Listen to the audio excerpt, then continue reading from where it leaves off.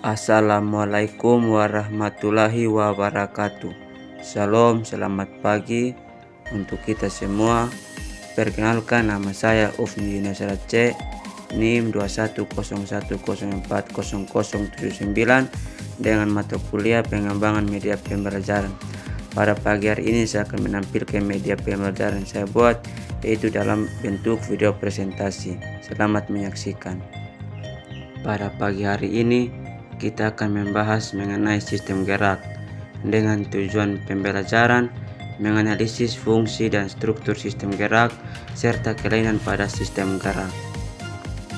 Kita masuk pada pengertian sistem gerak. Sistem gerak pada manusia adalah susunan dan kerangka dan tubuh yang membuat manusia bergerak sesuai dengan keinginannya.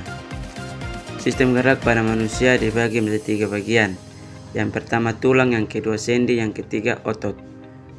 Tulang mempunyai fungsi utama sebagai alat gerak pasif. Fungsi sendi adalah menghubungkan tulang, memberi struktur, serta membantu otot menggerakkan tulang. Fungsi otot untuk pergerakan stabilisasi, pergerakan tubuh, mengatur volume organ. Nah, tulang dibagi lagi menjadi 2 bagian, yaitu tulang rawan dan tulang keras. Tulang rawan adalah jaringan ikat penahan berat yang relatif padat tetapi tidak sekuat tulang. Sedangkan tulang keras adalah kulit luar tulang pipa yang par dan keras serta memiliki sifat kaku. Nah, di sini ada gambar tulang rawan dan tulang keras. Teman-teman bisa melihat kedua gambar tersebut. Nah, jadi fungsi dari tulang rawan yaitu untuk membantu tulang bergerak tanpa menyebabkan timbulnya gesekan. Sedangkan fungsi dari tulang keras yaitu untuk menyusun sistem rangka. Nah, kita masuk pada yang kedua, yaitu sendi. Sendi adalah tempat bertemunya 2 tulang atau lebih yang mendukung sistem gerak pada manusia. Sendi dapat dibagi menjadi 5 macam, yaitu yang pertama sendi geser, sendi peluru, sendi engsel, sendi putar, dan sendi pelana. Yang pertama, fungsi sendi geser. Nah, fungsi dari sendi geser itu untuk menggerakkan tulang yang satu dengan menggeser yang lainnya.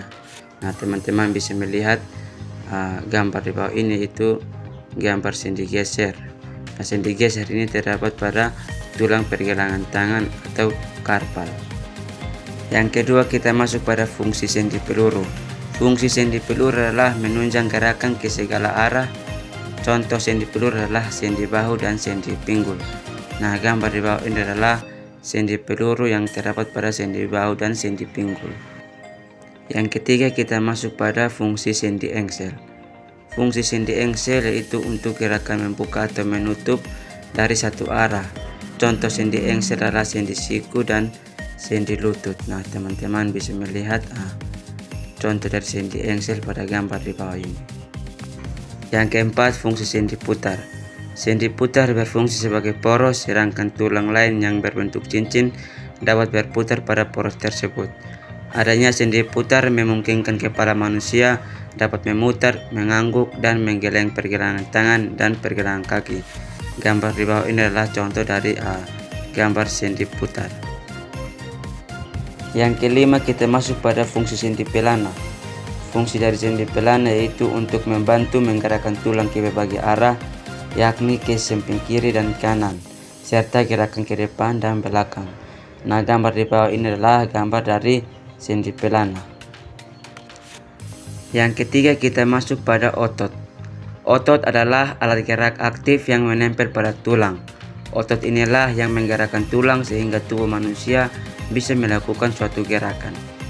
Nah, otot dibagi menjadi 3 bagian. Yang pertama otot polos, yang kedua otot jantung, yang ketiga otot lurik. Yang pertama kita masuk pada fungsi otot polos. Nah, fungsi dari otot polos itu untuk membantu proses pengolahan makanan pada saluran pencernaan hingga mengontrol aliran darah ke seluruh tubuh. Gambar di bawah ini adalah gambar dari otot polos. Yang kedua, kita masuk pada fungsi otot jantung. Fungsi dari otot jantung itu untuk memompa darah menuju jantung dan sebaliknya. Nah, gambar di bawah ini adalah gambar dari otot jantung. Yang ketiga, kita masuk pada fungsi otot lurik. Fungsi otot lurik yaitu untuk menelan makanan masuk ke dalam kerongkongan, menggerakkan tangan untuk menggenggam, menggerakkan kaki untuk berjalan, melindungi sendi-sendi di dalam tubuh. Nah, gambar di bawah ini adalah gambar dari otot lurik. Nah, kita masuk pada kelainan yang ada pada sistem gerak. Kelainan yang pertama yaitu rickettsia. Nah, teman-teman bisa melihat gambar di bawah ini adalah gambar kelainan rickettsia yang terjadi pada sistem gerak. Kelainan yang kedua yaitu osteoporosis. Nah, teman-teman bisa melihat gambar kelainan osteoporosis yang ada pada slide tersebut. Kelainan yang ketiga yaitu artritis. Nah, gambar di bawah ini adalah gambar dari kelainan artritis yang terjadi pada sistem gerak. Kelainan yang keempat yaitu lordosis. Nah, teman-teman bisa melihat gambar yang ada pada bawah ini yaitu gambar lordosis yang terjadi pada sistem gerak. Kelainan yang kelima yaitu tendonitis. Nah, teman-teman bisa melihat gambar kelainan tendonitis yang terjadi pada sistem gerak pada gambar yang ada di bawah ini. Terima kasih sudah menonton video pembelajaran yang saya buat. Semoga apa yang saya sampaikan pada hari ini dapat bermanfaat bagi masa depan yang akan datang.